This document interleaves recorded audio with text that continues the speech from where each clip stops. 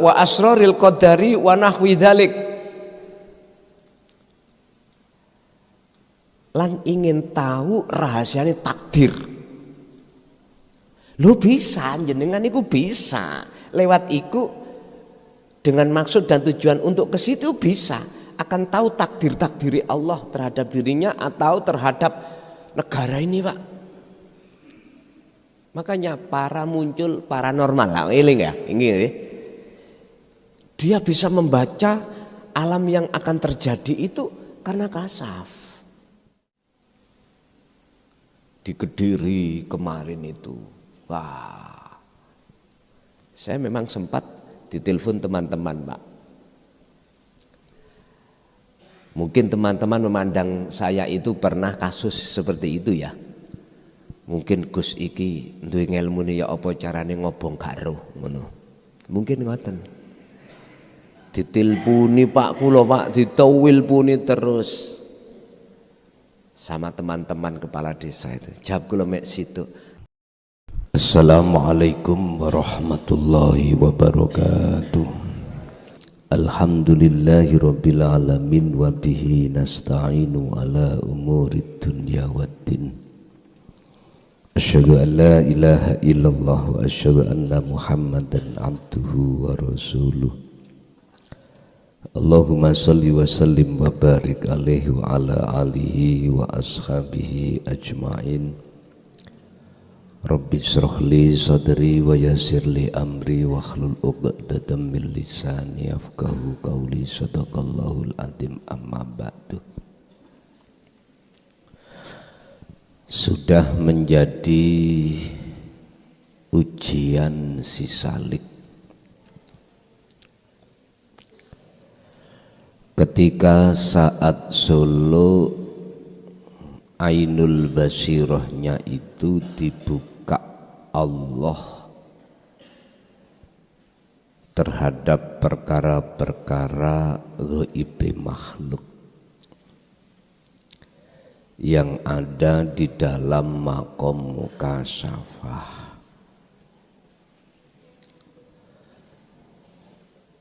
Si Salik harus sadar dan waspada akan hal itu semuanya.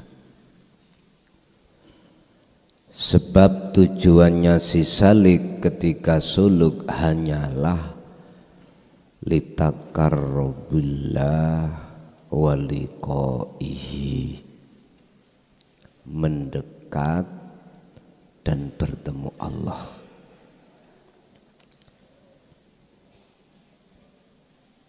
Jikalau Allah membukakan pintu alam mukasyafah, itu bentuk si Salik itu diuji Allah. Laksana orang tidur bermimpi, sehingga muncul beberapa gambar-gambar yang bersifatkan gaibnya makhluk, termasuk di dalamnya adalah ditemukanlah jenengan dengan para malaikah,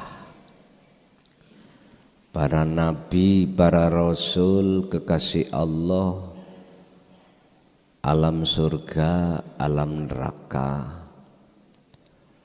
Bahkan dibukakanlah ngalam yang dimaksud Lauhil Mahfud, tempat semua buku catatan umat manusia. Hal itu terkadang Allah membuka itu tidak hanya di saat si Salik itu khalwat secara khusus, enggak. Kadang-kadang itu Allah buka di saat jenengan bermuhaddatsah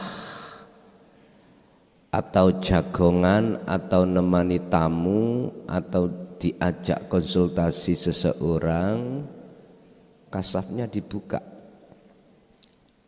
sehingga Beliau ikut tahu apa yang ada rahasia di dalam hati seseorang.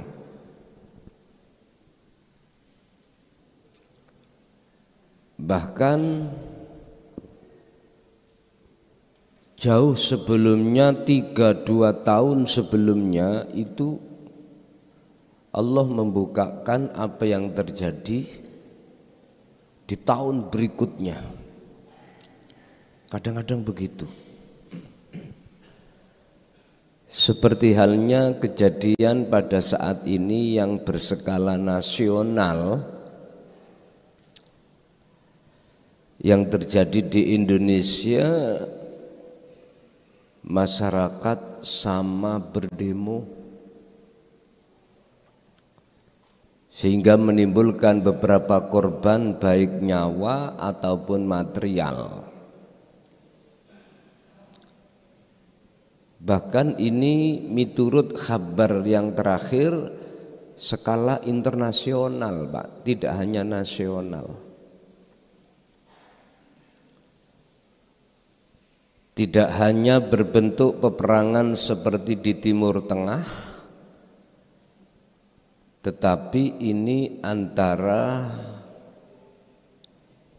warga masyarakat dengan instansi terkait. Ini kadang dibuka 1 tahun 2 tahun sebelumnya itu Allah sudah kasih tahu gitu itu. Duh. Ketika si Salik menemukan hal-hal yang seperti ini, waspadalah, karena ini ujian.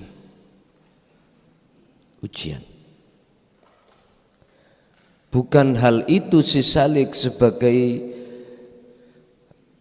inti tujuan natijatul pungkasan dari istiqomah, bukan itu.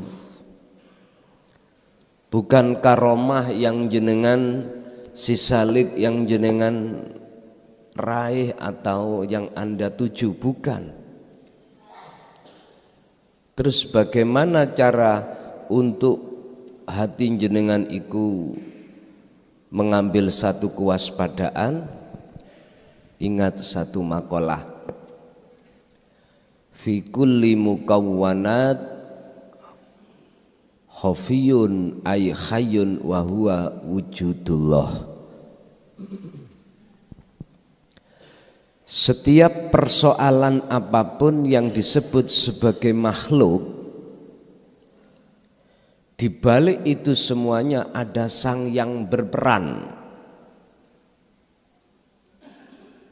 Itulah hidup. Kalau kita memandang sang yang berperan, jangan memandang dan membedakan antara buruk dan baik. Jangan. Itu sudah menjadi jodoh.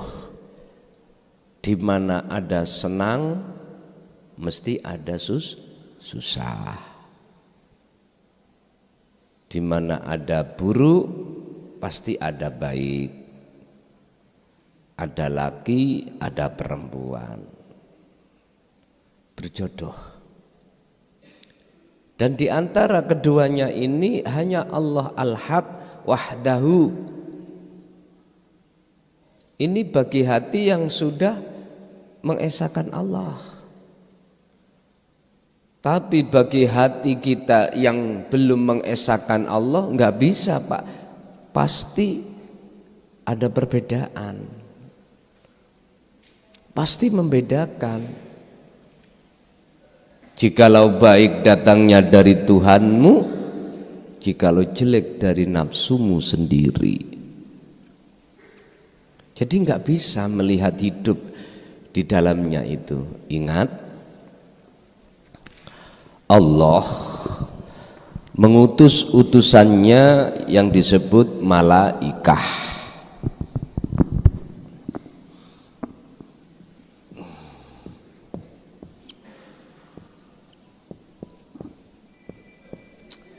Itu membawa hidayah. Allah mengutus utusannya yang disebut syaitan.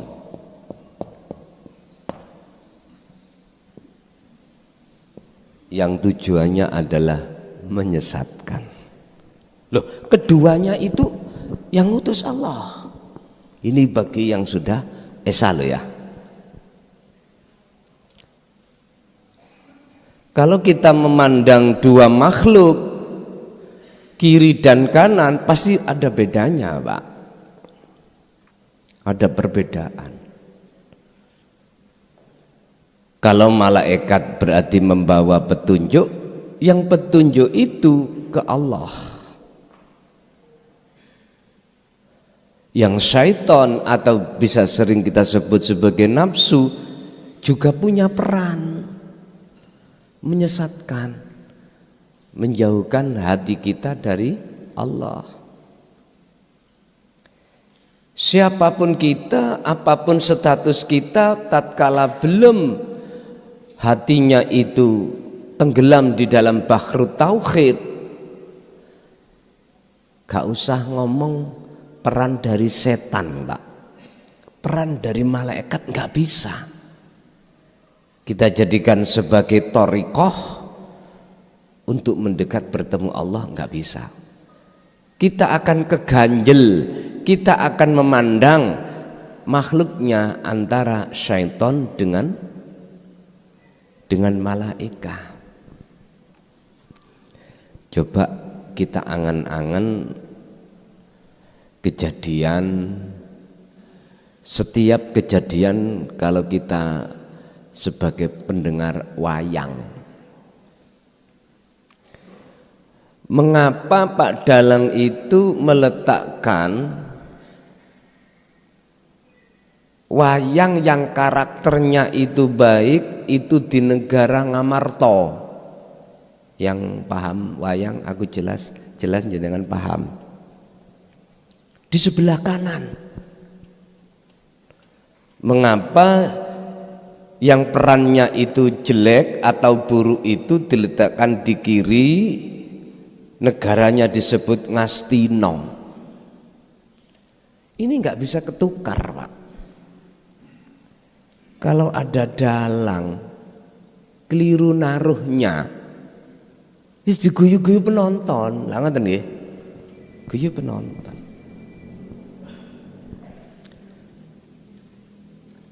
Awal yang namanya golongan kanan jatuhnya ya sakit-sakit saja, difitnah, dihasut dan lain sebagainya. Menangnya golongan kanan itu kalau sudah tutup cerita, mau tutup cerita itu baru. Bapak Ibu, kalau sudah selesai semuanya masuk mana? Kotak ya, masuk kotak. Kita sebagai penonton mesti membedakan. Karena apa? Karena hati kita keganjel dua makhluk antara syaitan dengan malaikat. Contoh, bukti. Kalau kita jalan lewat malaikat itu juga nggak bisa, terganjal oleh makhluk malaikat. Secara jasmaniah kita al-imtithalul awamir, menjalankan perintah secara jasmaniah. Oke, contoh sholat. Bisakah hati bertemu Allah? Nggak bisa. Karena keganjel, terhalang oleh makhluk niki. Terlepas daripada makhluk malaikat, ketutuplah kita hati kita dengan makhluk yang disebut surga atau pahala. Terhalang ini. Apalagi kita disuruh untuk lewat perannya iblis, setan, nggak bisa, Pak. Wong malaikat yang nggak bisa kok. Artinya ketika kita bertorikoh, berjalan di torikoh, perkara yang baik, ibadah murni, taat katakanlah, itu enggak bisa, apalagi lewat jalan maksiat, enggak bisa. Tandanya bagaimana? Gini, ketika kita lewat jalan baik, taat, kita terhalang oleh makhluk itu. Akhirnya kita merasa bagus. Terus ada orang yang tidak melakukan bagus, kita anggap dia itu orang jelek. Otomatis bagus sholat kita. Ada anak kecil rame, atau di depan rumah itu ada pengamen. Kita dengar waktu sholat itu pengamen itu menyanyi. Kok ya ketepatan lagunya itu nyindir kita.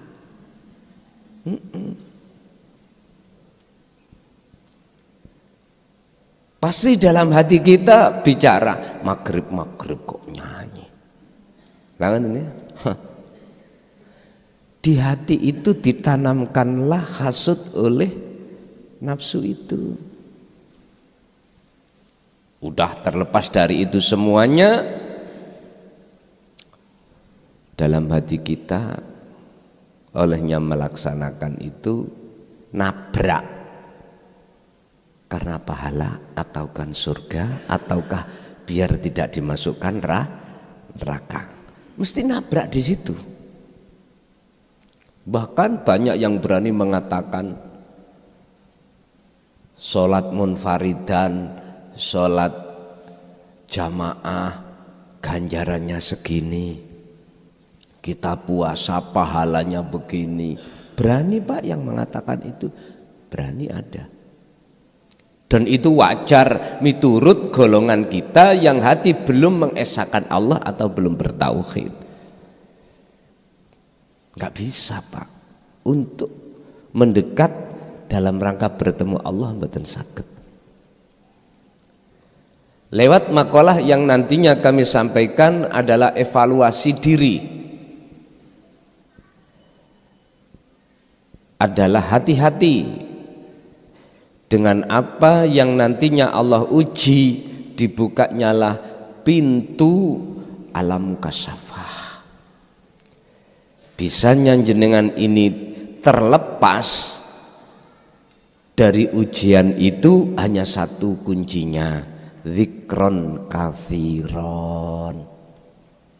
Ingatlah, berzikirlah dengan sebenar-benarnya zikir. Ini dalam surat Al-Ahzab ayat 41 saya cari Pak, tafsir si muhakamah mboten ketemu. Dzikron niki maksudnya yang bagaimana? Dari tafsir Munir, tafsir Jalalain, tafsir Mundir, Ibnu Katsir mboten ketemu. Ingkang kula maksud sejatine dzikir iku kebanyakan mriku tafsirane iku mengokohkan zikir sesuai dengan kelas kita. Misalnya kelas kita syariat ya jari, kelas kita sudah thariqah siri. Di situ ternyata ini akan ketemu maksud yang sebenarnya zikron ini. Sing dimaksud sejatine dzikir, sebetul-betulnya dzikir itu bila suwarin wa kalamin wa ismin. Penjelasannya di situ. Atau mungkin jenengan buka di dalam kitab Kauniyah, muncul. Nek kitab Kauniyah niku muncule namine dzikir rasa. Ngoten. Dzikir rasa. Kalau kita membuka Al-Qur'anul Qadim, wa huwa adzikru bisiril asrar. Sehingga di dalam hikam niku dzikir itu dzikir yang tanpa diucap, tanpa nama, itu ada 3 tahap, 3 pintu yang sering ku sampaikan: su'aul basirah, wa ainul basirah, wa hakul basirah. Itu prosesnya si salik untuk bisa wusul itu memang di situ. Bapak Ibu hadirin rahimakumullah, siapapun kita, si salik itu ketika saat Allah meletakkan di alam muraqabah,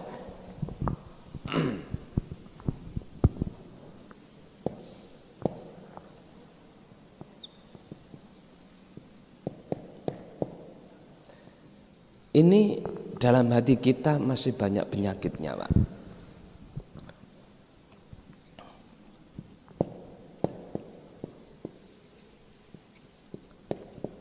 Masih banyak penyakit dalam hati kita. Kadang muncul, kadang tidak. Penyakit-penyakit hati di dalam hati kita termasuk hasud, riya, takabur, kadang kala. Karena itu memang proses kita, jiwa kita yang Allah proses yang disebut tazkiyatun nafsi. Dalam hati, walaupun Allah sudah terasa dekat dalam diri kita, tapi masih berjarak, masih ada 2. Contoh, kita punya iman bisanya melakukan apapun sebab digerakkan Allah. Memang itu prosesnya kita, si salik.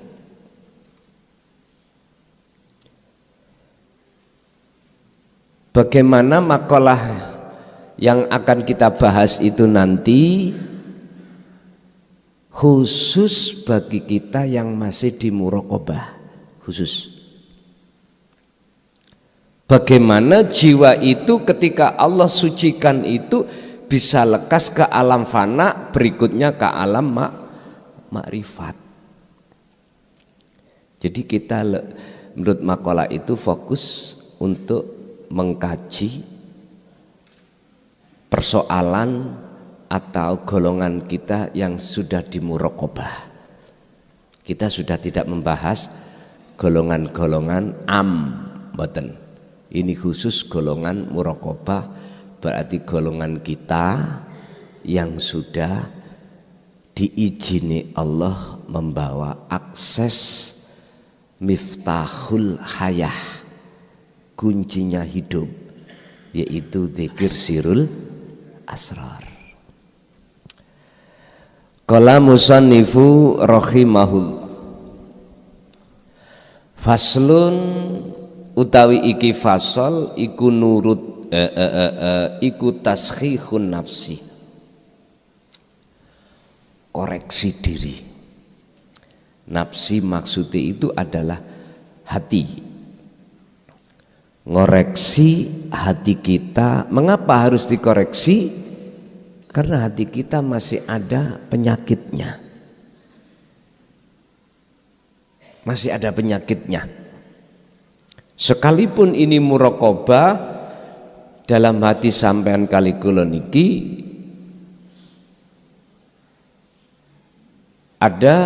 masih ada hati itu penyakitnya. Ini tidak termasuk golongan dalam satu ayat fi qulubihim maradum fazadahumullahu marada. Bukan, ini golongan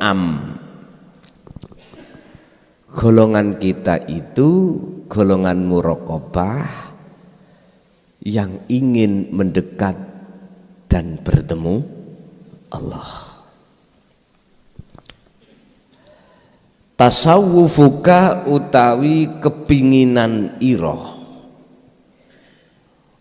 ilama maring opo atau mendapatkan opo batona kang samar apa ma fika ing dalem ati sira bayane ma minal guyubi saking pira-pira celone ati. Tasawufuka iku khairun luwih bagus min tasawufika katimbang tinimbang duweni siji kepinginan ilama maring apa hujiba kang den tutupi apa ma angka saking ati ira bayane ma minal guyubi saking pira-pira perkara kang samar sing ai disebut karomah fi alamil mukasafah. Ketika kita mengevaluasi diri dalam hati kita terkait celo-celone ati, penyakite ati itu lebih bagus terhadap si salik katimbang daripada kita ketika suluk itu mencari dan meminta terhadap Allah supaya hati ini dibukakan samari makhluk, yaitu bab karomah atau bab masalah alam mukasafah. Ini pernyataan dalam satu makalah.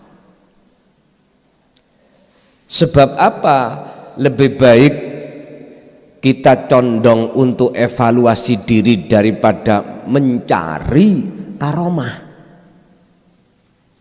Karena pertama, tujuan si salik ketika suluk yang sudah membawa akses dan Allah taruh di alam muraqabah adalah pertama menafikan seluruh perkara selain Allah yang wujud, akhirnya disebut fana iki dalam rangka untuk makrifat sing nyoto wujude Gusti Allah. Itu dalam konteks wujud loh. Dalam hal konteks apapun juga sama. Satu, nomor dua, kebanyakan hal-hal yang bersifatkan karomah tatkala jenengan ini tidak membawa akses dan diizini Allah membawa zikir dikron kathiron itu mesti jenengan keganjel, kebegal, kehalang oleh makhluk yang disebut karomah tadi. Iku pasti Pak, nggak bisa ngindar kita. Sebab yahjubuhum bikaromatihim.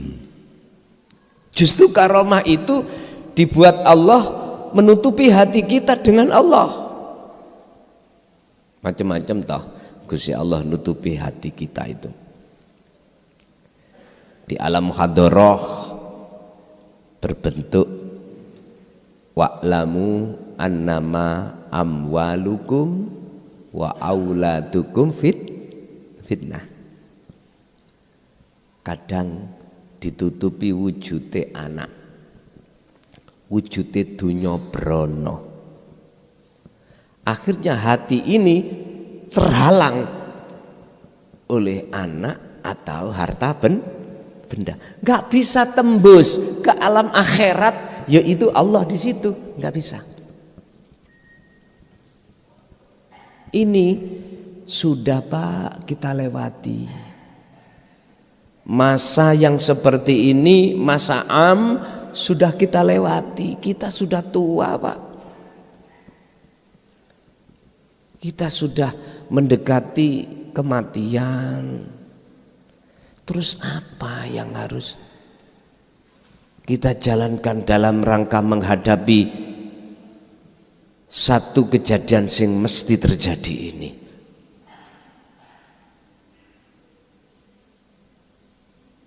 Kalau kita mau hati kita tafakur, gelem mikir-mikir Pak, hati loh ya. Dengan cara begitu munculnya satu kesadaran hati kita pada Allah. Kadang-kadang kita badan agak sehat sedikit aja, seakan-akan umurnya masih panjang. Kadang-kadang kita ekonomi lagi mumbul didik alah koyo aman. Ingat satu hal, perkara yang sudah Allah janjikan yang mesti terjadi kematian itu tidak berkompromi, Pak. Waktunya sudah datang, sehat pun, masih muda pun berangkat. Tidak hanya tua, tidak hanya yang sakit. Cuman kita sendiri, hati kita itu merasa kita masih lama. Seakan-akan umur kita masih panjang. Padahal kita tidak tahu 1 bulan lagi, 1 tahun lagi berangkat kita. Ingat, ada satu ayat yang Allah katakan, orang-orang yang ketika saat di dunia belum sempat untuk takarub dan mendekat Allah, sudah masuk di dalam janji Allah yang dipastikan terjadi.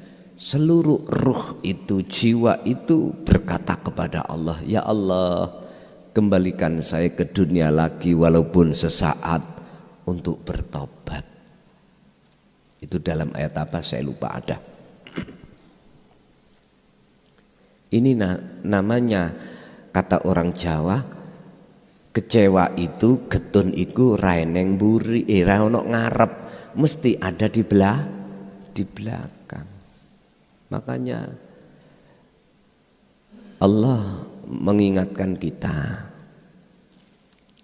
dalam hal tentang masalah ini supaya jiwa manusia itu lekas sadar.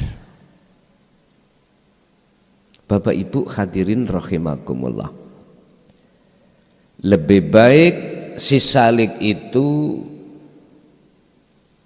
mengevaluasi diri dari kesalahan-kesalahan hati terhadap Allah, atau dikatakan penyakit hati. Karena penyakit hati inilah yang menyebabkan, bahasa ilmu ini, kita nggak bisa tawajuh pada Allah.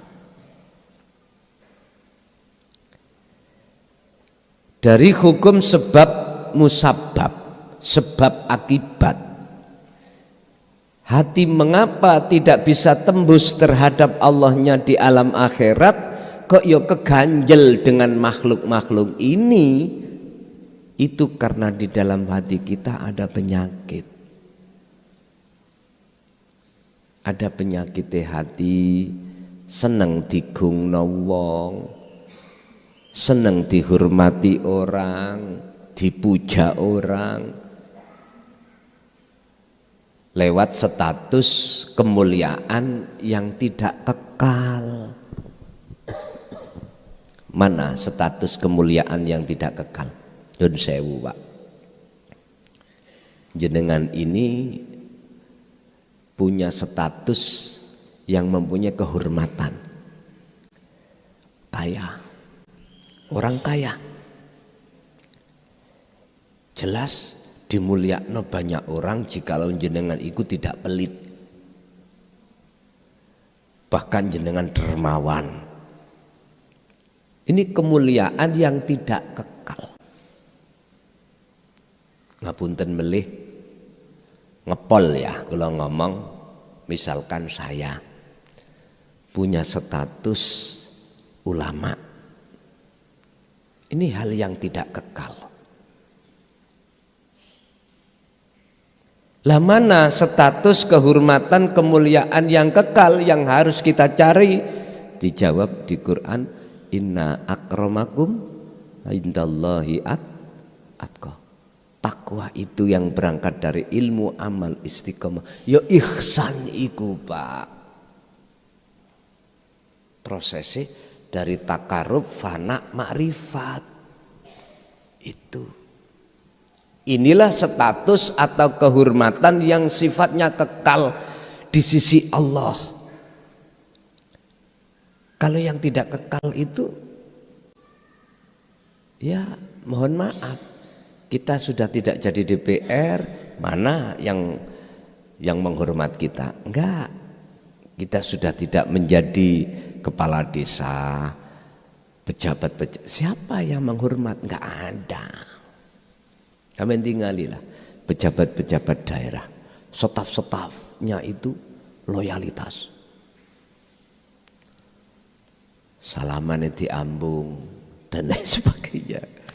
Coba itu nanti kalau sudah lepas dari status, gak mungkin Pak. Ibaratnya tawon, kalau tidak ada madunya lalapo dikerubung nek karin tupit tok. Sampeyan kerubung, yo sampeyan badi tintup. Sing ana madune kesehatan. Sampeyan cari. Itu laksana sajalah biar gampang jenengan terami. Oleh sebab itu carilah kehormatan atau status itu yang kekal. Status yang kekal tadi saya katakan yang tidak pernah berubah, takwa pada Allah. Itulah status yang sesungguhnya.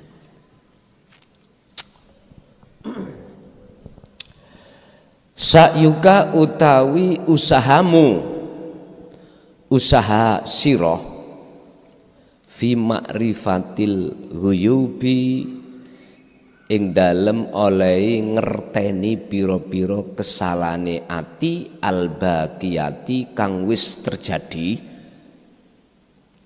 fika ing dalem ati sira iku khairun luweh apik min sa'yika katimbang usahamu fi ma'rifatil ghaibi ing dalem mengetahui alam sing samar, yaitu alam gaib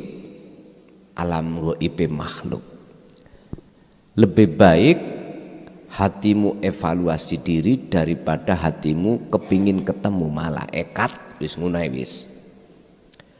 Yang bagi sayuk jalis saliki kedue wong sing suluk, berarti ya niki jenengan muraqabah iki atau dikatakan sairin, orang yang hatinya jiwanya mengadakan perjalanan mendekat dan bertemu Allah, itu disebut salik. Apa ayata kharrah oleh resik-resik sapa salik ma ing apa fi nafsi kang ana ing dalem atine salik. Bayane minal ghuyubi saking pira-pira celone ati. Sudah selayaknya lah bagi seorang salik itu repot membersihkan penyakitnya hati yang ada di dalam hati. Wala yaksidu lan ojo duweni tujuan sira salik ma'rifatal ghaibi ing mengetahui piro-piro alam ghaib. Alam ghaib huwa ya ladiku hawa syahawati sahwaniyati, iku perkara sing dadi kepentingane nafsu. Janganlah ada di dalam hatimu itu ada satu maksud dan tujuan untuk mengetahui alam mukasafah. Sebab tujuan yang seperti ini masih termasuk ada kepentingan hawa nafsu. Mohon maaf loh Pak, saya bukan berarti menyalahkan, enggak, saya koreksi diri. Di lapangan itu Pak, mohon maaf, kalau kita sudah aurat, sudah wirid, terus dunia kita sukses, katanya thariqah kita sudah berhasil. Kita ketemu Kanjeng Nabi, kita ketemu malaikat, itu katanya sudah belum Pak. Kadang tik cemlorot cahaya-cahaya terhadap diri kita, belum Pak. Ini proses kita, jiwa ini diuji Allah. Makanya saudaraku yang ada di thariqah mutabaroh manapun, saking tekune jenengan suluk ataupun khususiyah, kok terjadi di dalam diri panjenengan itu ketemu para malaikat, ketemu para nabi. Anda jangan menganggap sudah cukup Anda perjalanan ini. Belum. Kita masih diuji Allah itu.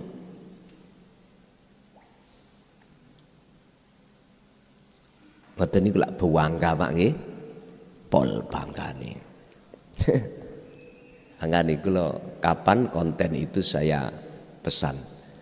Jenengan kalau dibukakan pintu alam kasaf, terus ditakdirkan Allah bertemu Kanjeng Nabi, teko Kanjeng Nabi. Tanyakan legalitas ilmu tauhid yang kami sampaikan itu, apakah Rasulullah dulu itu menyampaikan, dan atau apa yang kusampaikan itu keluar dari tatanan ajaran risalah inti Rasulullah. Kalau iya tak tutup. Kula mboten bladasan ngaji ngalor ngidul, enak ning omah tok dengok saweneng lah tambahan. Waktu hanya kujadikan untuk berkarya aja, nulis, udah penak tambahan. Tanya, kalau beliau jawabnya itu seperti itu. Tapi aku yakin sesuai dengan ayat yang Allah katakan, wa ma arsalnaka illa rahmatan lil ngalamin. Wa qala aidan illa mubasysyiran wa nadhiran. Rasulullah enggak ada kapasitas untuk memaksakan umat mengikuti beliau, enggak ada. Itu bukan tugas Rasul. Tugasnya Rasul adalah mubasysyiran, memberikan satu kabar baik bagi yang beriman, wa nadhiran, sebagai peringatan bagi yang tidak beriman. Intine illa rahmatan, siapa sing atine gelem ngaji iku mesti nyaman. Sampeyan rasakno dhewe. Sampai timang-timang dulu, sebelum kita mengenal ajaran Rasulullah di jalur tauhid ini, dengan kita sudah berlaku di dalam bahru tauhid ini, bagaimana keadaan hati kita dulu Pak? Hati ini mesti rasa khawatir, rasa gelisah. Besok apa yang mau kita lakukan, hasil apa enggak, kita selalu gelisah. Satu contoh, kita punya anak daftar TNI atau Polri, besok pengumuman lulus apa enggak, sekarang khawatir. Itu yang disebut asyak, mamang dalam hati kita. Bahkan sampai detik-detik, padahal ketetapannya Allah sudah jelas jadi loh. Mengwae hanya saja detik-detik takdir belum diumumkan, hati kita bingung Pak. Bingung ngalor ngidul sing golek donga. Lah ngoten nggih.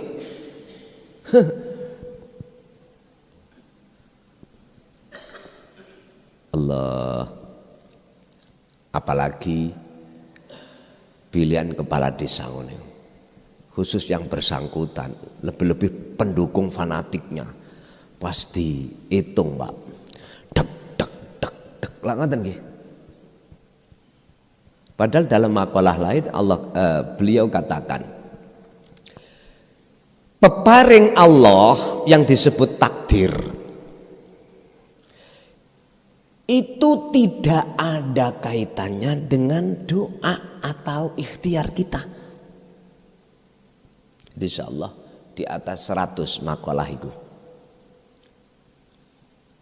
Qadhae Allah yang sudah ditulis oleh Allah itu, yang nanti disebut peparing, itu enggak ada kaitannya sebab penyuwunan kita, sebab permohonan kita atau ikhtiar kita. Loh kok bisa?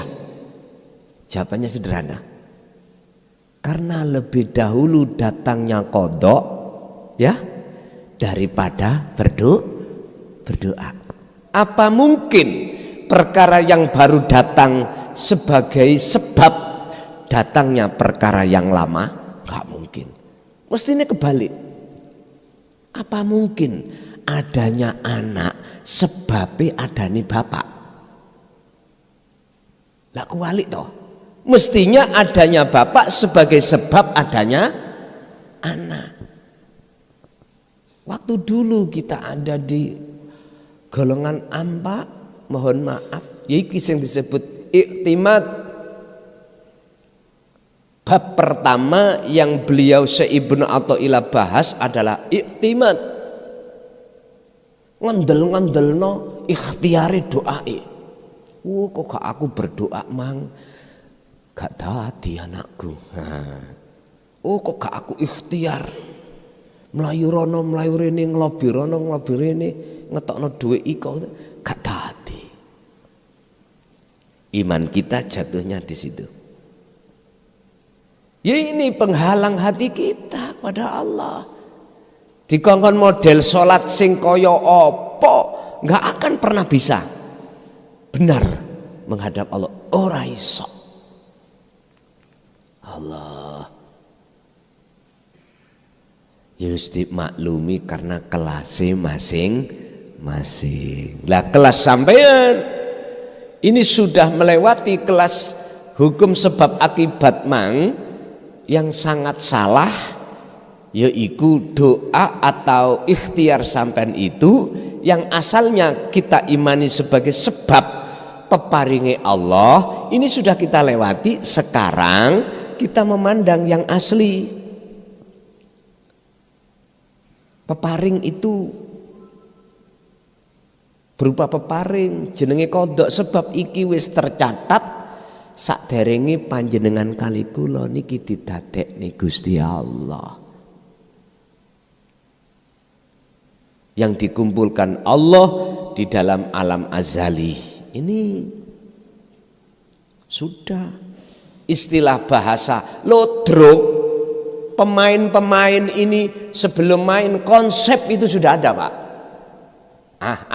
Kamu peraning ini, B peraning ini, nanti gini itu sudah ada konsepnya Pak. Makanya sebuah film mesti ada sutradara. Laku ning dunya iki ening sutradarae sing wis dikonsep. Mohon maaf Pak, kita inginnya dilahirkan dari seorang yang alim lah ngono. Tapi kalau kita dilahirkan dari seorang yang tidak alim nggak bisa. Wis konsepnya dewi-dewi, perannya masing-masing. Ada orang perannya ahli ibadah, oke, sudahlah. Tekuni keibadahamu ing ngersani Allah.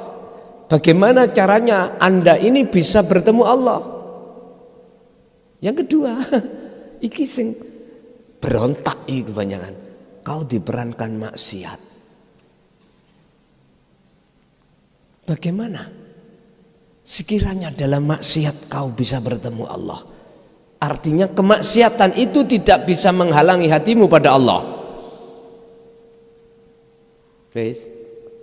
Iki jelas nek dirungokno golongan kita yang diam ngaji ngawur langun ya.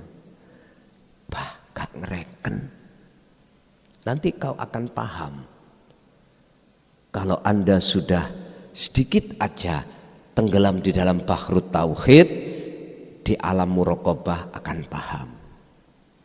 Perani dewi-dewi, Pak. Jane iblis itu nggak mau cara diletakkan jadi peran makhluk yang durjana, nggak mau, wis pinginnya jadi malaikat lah, ngoten toh. Tapi apa iso ngelawan ketetapan Allah? Sing lebih parah itu gini, kita nggak tahu peran kita. Ketika kita melakukan peran kita, kita nggak tahu siapa bendoro kita. Itu yang sering terjadi. Padahal bendoro kita pangeran itu yang setiap saat dan waktu melayani kita dalam segi apapun, fasilitas apapun. Ini kalau kita bicara sutradara gampang sampean paham. Ya situlah Pak layaknya, makanya dalam Al-Quran kehidupan dunia laibu walahun. Kata Niki Ardila almarhumah sandiwara, panggung sandiwara. Kalimat itu hanya mereka yang sudah di bahrut tauhid paham. Kalau kita masih di dunia di nggak paham, Pak. Kok iso panggung sandiwara? Tenan iki, tenan. Temenan ini. Gak paham tentang panggung sandiwara. Jadi si Salik itu prayugine mestine dia itu sibuk untuk mencari celahnya hati katimbang dia itu mencari rahasia ghaib makhluk di alam mukasafah ka iradati ma'rifati asrari qulubin nas. Contoh di alam kasafat tadi koyok dene ngarepake mengetahui piro-piro rahasiane atine menungso liya. Karep sing ada di dalam hatinya seseorang, dia ingin tahu. Ini loh, jangan. Sebab bisa Pak, jenengan dzikir sirul asr itu jenengan jadikan untuk endingnya itu ke alam karomah, mendapatkan karomah. Bisa.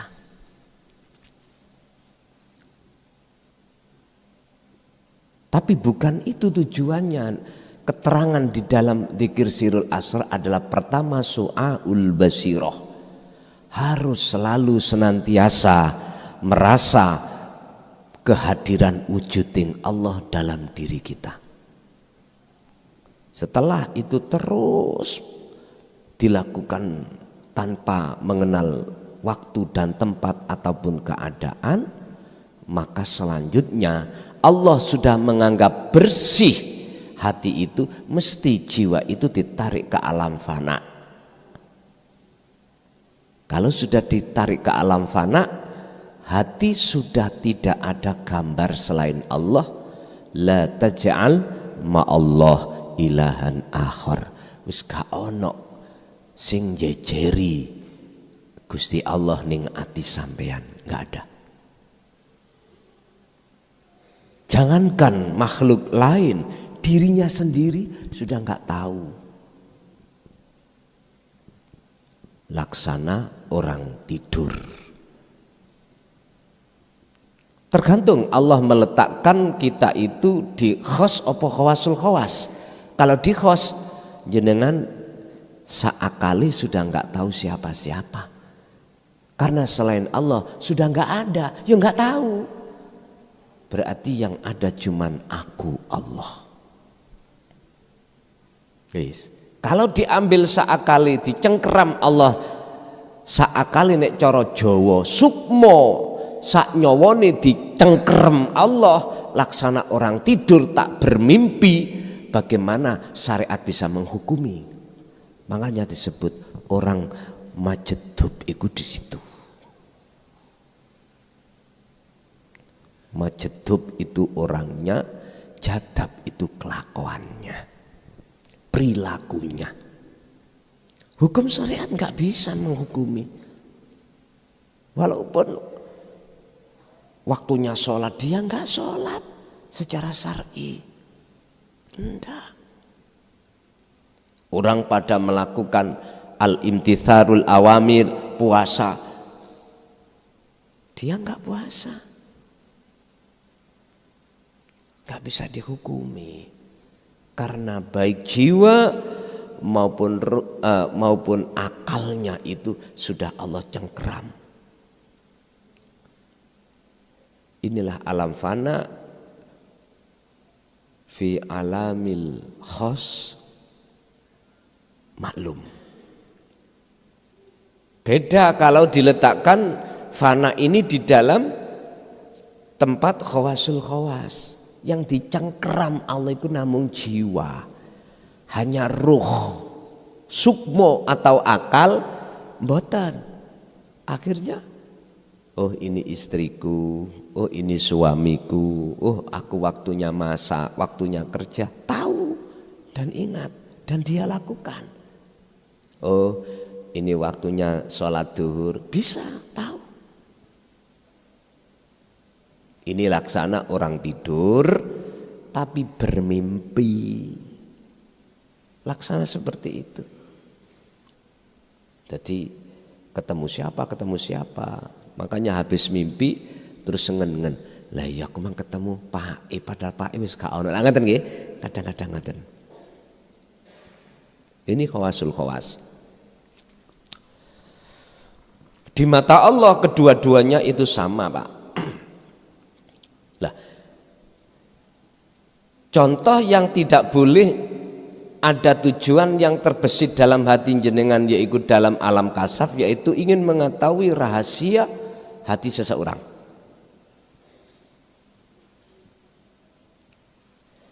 Yang kedua, wa asraril qadari wa nahwi dzalik. Lan ingin tahu rahasianya takdir. Lu bisa, jenengan itu bisa lewat iku dengan maksud dan tujuan untuk ke situ bisa akan tahu takdir-takdiri Allah terhadap dirinya atau terhadap negara ini, Pak. Makanya muncul paranormal lah, eling ya, ini. Dia bisa membaca alam yang akan terjadi itu karena kasaf. Karena kasaf, Pak.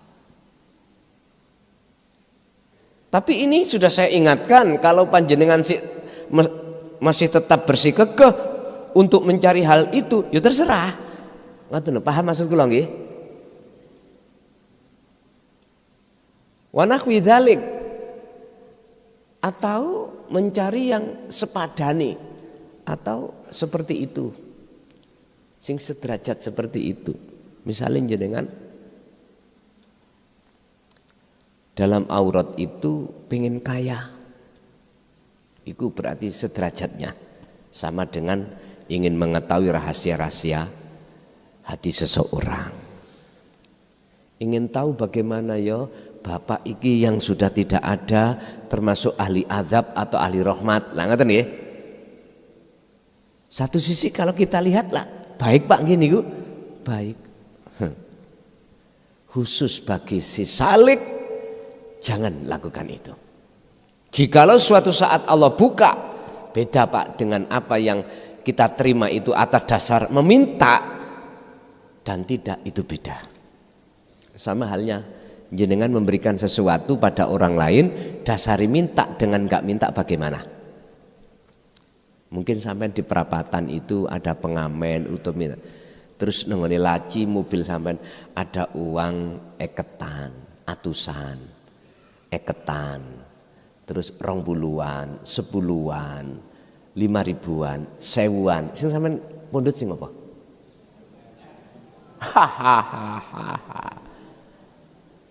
Karena dasarnya minta.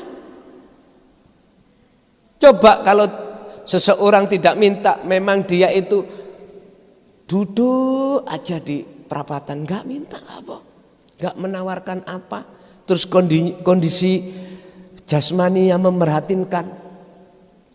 Loh, nggak mungkin sampai akan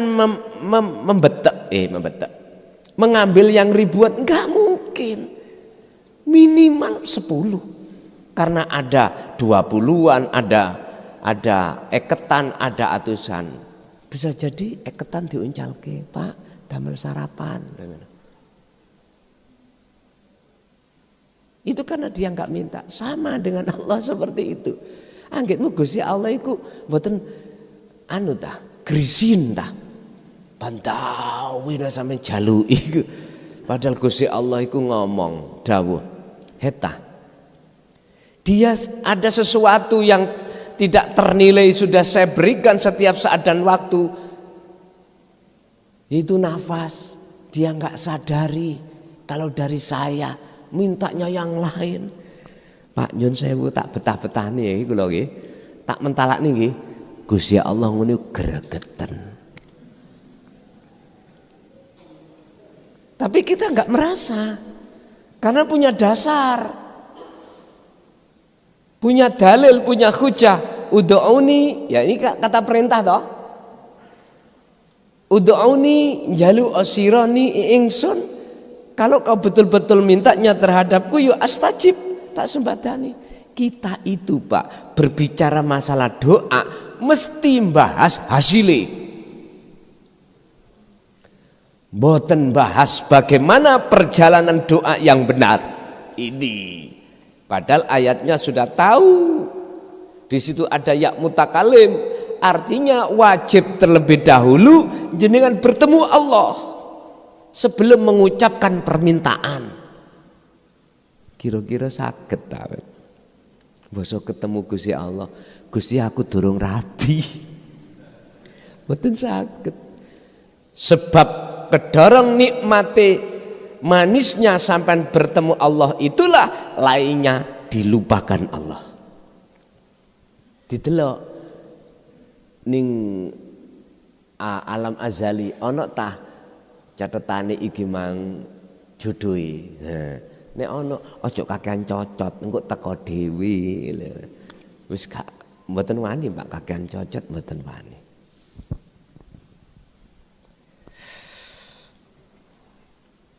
Fa inna dzalika mongko sak temene mengkono-mengkono duwe keinginan ingin mengetahui alam kasafah iku yuhillu bi ubudiyatika lillahi taala. Iku ndadekno celone ubudiyah sampean kumawula jenengan datang Allah. Artinya apa? Batale Solo itu ada di situ. Nah, batale celone ubudiyah kita menghadap kita pada Allah di situ, Pak. Terus oleh apa? Mboten manfaati, masalah iku gak kekal. Sing kekal iku urip iku. Lah apa golek sing ora kekal. Makanya di sini dikatakan yuhillu yaiku boleh ndadekno celone laku ati sampean dalam rangka masuk di alam fana dan alam makrifat. Makanya prei sing sadurunge durung paham nduru keinginan kaya ngono prei. Kala dawuh sapa al arifu wong sing arif, wong sing sudah mencapai tingkatan makrifat pada Allah. Kun dadiya sira Abdallahi ing kawulane Allah muridan kang duweni karep lil istiqomati, maksudnya adalah untuk mencapai memaksimalkan istiqomah. Jadi gak mengenal waktu dan tempat, ilmu amal istiqomah terus. Jadi wis nggak ada pengharapan sampean iku untuk menjadi orang yang apa diterangkan di dalam alam kasab mboten cuman siji, mendekat dan bertemu Allah.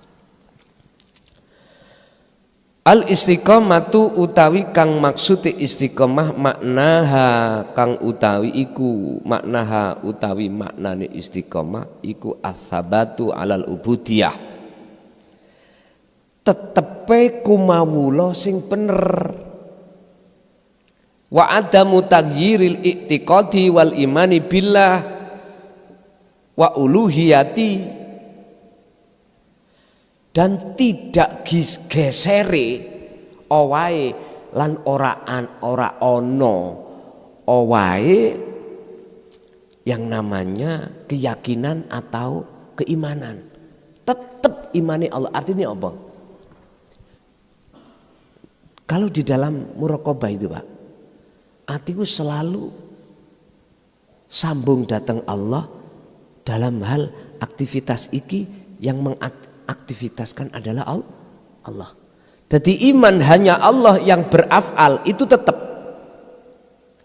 Apalagi kalau sudah fana bahkan sampai makrifat, imaniku cuman aku Allah dalam hal segala apapun, baik yang berkenaan dengan dirinya ataupun makhluk lainnya, tetap aku Allah. Makanya jenengan kalau sudah mengamalkan sirul asrar, kok terdengar suara yang muncul dari makhluk apapun, suara lo ya, sampai dengarkan di telinga jenengan dan orang lain tidak mendengar, misalkan Korean atau apa ngomong aku Allah, ojo heran, iku sebagai fa'lam, pengingat terhadap kita untuk mentajalikan Allah. Ngoten niku isa-isa mboten saged lapo-lapo Pak. Yang namanya kopi mau diminum, kopi ini ngomong aku Allah, gak sido. Nasi yang mau kita makan karena kita lapar, nasinya bunyi, yang Anda sendiri yang dengar aku Allah. Wis. Niki proses Pak ya, proses kita itu diiling nih Gusti Allah untuk mengakukan sedaya iku Allahnya. Pun wala takunan ojo dadi sira abdan kelawan kawula taliban kang nuntut lil karomati menyang kesaktian. Kuwi suluk membawa dzikir sirul asr iku Pak, jangan nuntut minta pada Allah untuk dikasih karomah, jangan. Walaupun ada kaidah yang mengatakan sesuatu yang diistiqomahkan akan muncul karomah. Itu otomatis. Tapi berhubung jenengan si salik sudah dibawain dzikir sirul asrar, jangan mandang hatimu tawajuh terhadap karomahnya, tapi siapa di balik itu semua. Dalam arti kata lain, seruannya adalah temui Allah di alam akhirat di dalam karomah itu. Sebab karomah itu alam dunia dan di dalamnya itu ada alam akhirat. Dan Allah di situ. Gampangnya ngomong itu ngoten. Buka kunci di situ, sampean kudu nggawa kuncine miftahul hayah. Kuncine urip yaiku dzikir tersebut.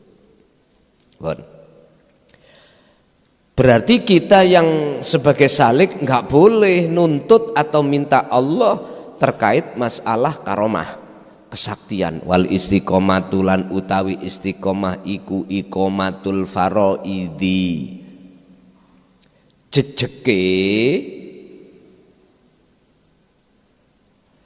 masalah piro-piro kewajiban. Disebut istiqomah itu jejeke ati sampean terus menerusnya jenengan iki berzikir. Itu artinya istiqomah. Dan di situ relatif.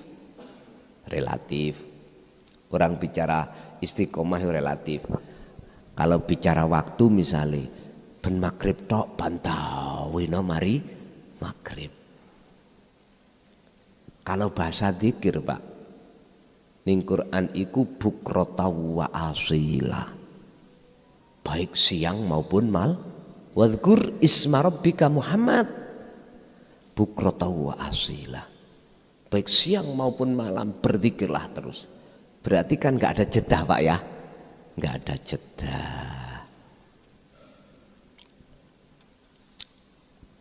Wal karomatu lan utawi, sedangkan yang disebut sebagai karomah iku tolabul manzilati, nuntut nanggone panggonan atau kedudukan, iku namanya karomah. Sampai kali kula nek ada tujuan karomah berarti nuntut nang Allah dijadikan orang yang berkedudukan. Gini kilih sing kula maksud, kehormatan pangkat yang tidak kekal. Di sisi lain ada yang kekal, ngapain kita mencari yang tidak kekal? Ngoten logikane. Wal karomatu wal manzilatu allati yu'tiha, utawi karomah dan kedudukan allati kang yu'tiha kang maringi ha ing karone sapa Allahu Gusti Allah lil wali maring kekasih Allah, iku hiya utawi karone utawa peparing iku natijatul istiqomati, iku mentoke istiqomah. Bagi kekasih Allah yang sudah memperhatikan seruan Allah, bentuk seruannya Allah adalah jangan pernah kau menuntut dan mencari ingin tahu apa kedudukan yang ada di alam mukasafah. Cukup bagimu he salik ketika suluk untuk merapat, mendekat dan bertemu Allah. Urusan yang namanya karomah itu sebagai natijah secara fisik mungguh menungso itu diparingke apa enggak urusannya Gusti Allah. Para kekasih Allah ini loh, kalau diterangkan Allah di dalam surat Yunus, cirinya tidak ada di natijatul karomah, enggak. Sampeyan tingali surat Yunus 6263. Ala inna auliya Allah la khaufun alaihim walahum yahzanun. Itulah alladzina amanu wa kanu yattaqun.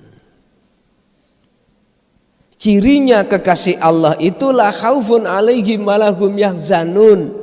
Enggak ada rasa khawatir atau gelisah apa yang akan terjadi, karena dirinya sudah tidak memandang selain Allah, karena selain Allah sudah tidak bisa dipandang miturut ainul basirohnya, karena sudah tidak wujud. Mana bisa perkara itu dikhawatirkan, lah perkara itu enggak ada. Jadi besok anak kita itu mau bayar sekolah sekarang enggak ada, mboten bingung Pak, mboten bingung. Mboten mudah loh Pak ya. Hati yang seperti ini enggak mudah. Ngomong mudah Pak, karena paham ilmu. Praktek ini, lakune niki nek gak sampean sering berzikir, mboten saged. Sebab banyak di antara kita sebagai pelaku alim ilmu tentang masalah hal ini, tapi sedikit sekali hati kita itu bisa sampai pada kewusulan Allah. Makanya disaring Pak, disaring. Sehingga betul-betul jadi kekasih Allah itu disaring. Disaring teko ilmu, disaring laku. Udah, kalau sudah disaring laku, ketemu nirvana dan makrifat. Lah orang-orang yang disebut aulia Allah yaiku alladzina wong akeh amanu kang wis imane iku tetep berarti ihsan. Rupanya dibuktine kok ihsan wakanu yat takun dia bertakwa. Berarti makrifat wis. Dan golongan ini tidak terlepas awalnya itu pendidikan tauhid. Urusan tauhidnya itu dari Al-Qur'anul Qadim atau ilmu yang tersirat ataukah dari kauniyah, ilmu yang tercipta yaitu alam. Suka-suka Allah bimbing hambanya, tidak harus lewat wahyu Allah tertulis Quran iki, enggak. Bisa Allah meletakkan memproses hambanya itu dari ayat-ayat kauniyah alam ini, Pak. Sebab apa ya air itu kok mencari tempat rendah? Dipahamkan Allah. Dan seterusnya. Ini orang-orang yang tidak mengenal tulisan Arab. Ya. Tapi hanya mengenal kitab kuno. Sama saja. Jadinya kefana dan makrifat Allah. Makanya dulur saya yang ada di Kejawen, jangan takut salah jenengan. Karena kalau kita sudah berbicara tentang akidah, kalau akidah ilahiyah urusannya ruhaniyah, bukan jasmani ini. Kalau akidah jasmani ini macam-macam, ikut mazhab siapa, Imam Syafi'i, Hambali, Maliki, Hanafi, terserah. Kalau akidah sudah menyentuh ilahiyah, udah sama, nggak ada yang khilaf.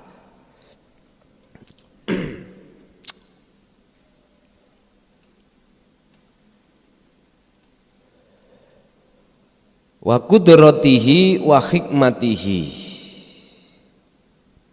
Di samping hatinya itu tetap ubudiyahnya itu datang Gusti Allah dan tidak berubahnya sebuah keimanan ketuhanan pada Allah, wa qudratihi lan kekuasaane Allah, wa hikmatihi lan pirobi wa hikmatihi lan kebijaksanaane Allah. Sawaun padha uga fisihati awil marad. Iman sing tetap itu tidak memandang keadaan, walaupun keadaan jenengan iki sakit maupun sehat sama, tetap yang muncul aku Allah. Sing gak paham mesti ngomong ini, berarti Gusti Allah loro ya, sakit. Iku berarti gak paham. Oh Gusti Allah berarti sobo lokalisasi, berarti gak paham. Oh berarti Gusti Allah sholat ya, gak paham. Gak paham. Kalau paham dikatakan paham, diem Pak. Dalam praktek yang disebut faham, lakune diem. Bagaimana mungkin akan muncul laku sholat, akan muncul laku maksiat? Lalu yang ada cuman aku Allah. Itulah yang disebut aqaid seket itu sifat jaisi Allah, cuman tunggal. Apa sih jaisi Allah? Sakarepe dhewe. Lah ngoten. Itu sifat jaisi Allah. Seperti sekarang. Mau bilang apa jenengan? Keadaan Indonesia darurat kemarin itu bisa mencegah tah atas semua kejadian? Ora iso. Kita lo mau bilang apa? Kita itu hanya bisa ya wis itu jaisi Allah. Di Kediri kemarin itu, wah, saya memang sempat ditelepon teman-teman Pak. Mungkin teman-teman memandang saya itu pernah kasus seperti itu ya. Mungkin Gus iki duwe ngelmune ya apa carane ngobong gak roh ngono. Mungkin ngoten. Ditilpuni Pak kula Pak, ditawilpuni terus sama teman-teman kepala desa itu. Jawab kula mek situ, aku repot ngelayani masyarakatku. Ngoten. Itu bukan berarti saya tidak setuju loh, ndak loh ya. Ampun salah paham sampean. Kula namung wis apa sifat jaise Allah mek ngoten tok.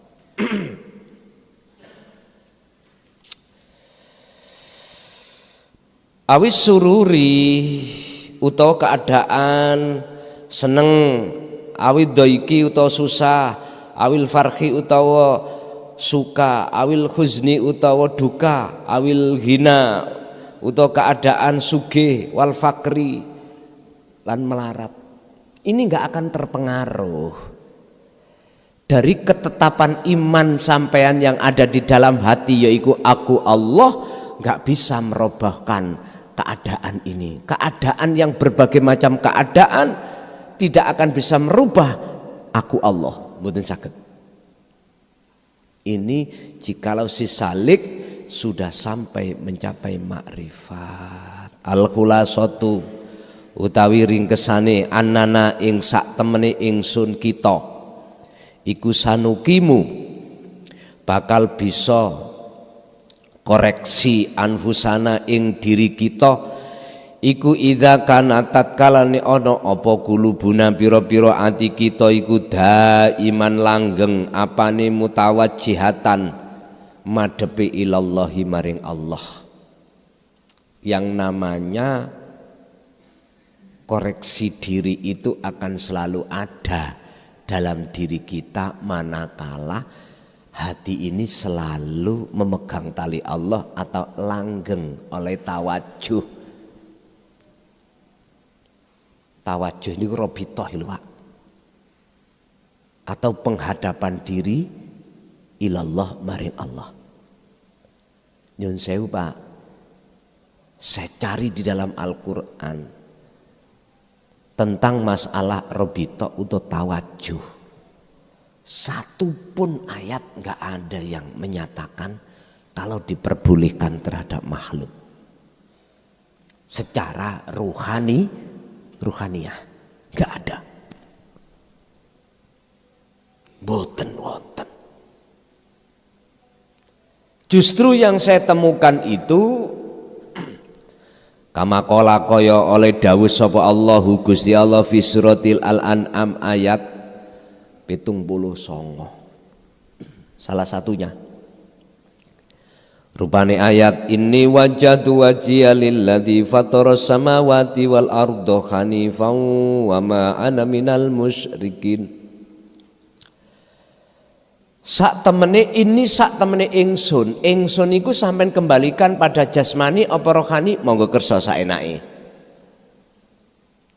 Kita beda orang, beda tafsir, beda pandangan, monggo itu hak. Tapi saya katakan ini itu mutakalimnya, prosesnya di muraqabah adalah ruh, jiwa, bukan jasmani. Iku wajah tu kuhadapkan wajhia terhadap wajah Allah. Wajhia ini Pak, mohon maaf, tidak ada yang berani mentafsirkan karena gecokan ayat, ngapunten, keganjel ayat laisa kamislihi syai'un. Karena belum lepas diri, ya gak wani, dan tidak ada kapasitas manusia itu mengkoreksi Allah, gak ada. Nggak ada perkara yang tidak ada itu bisa untuk berbicara tentang yang ada, nggak bisa. Kapasitas yang mengatakan yang ada itu sendiri. Makanya kita keganjel dengan ayat itu. Bahkan ada satu ayat, Muhammad jikalau hambaku bertanya tentang aku, tentang masalah ruh, katakan itu urusan Tuhanku. Nah, itu urusan Tuhanmu. Berarti secara sisi kemakhlukan Muhammad itu enggak ada kapasitas untuk menjelaskan tentang masalah ruh. Berarti yang berhak membahas adalah Allah.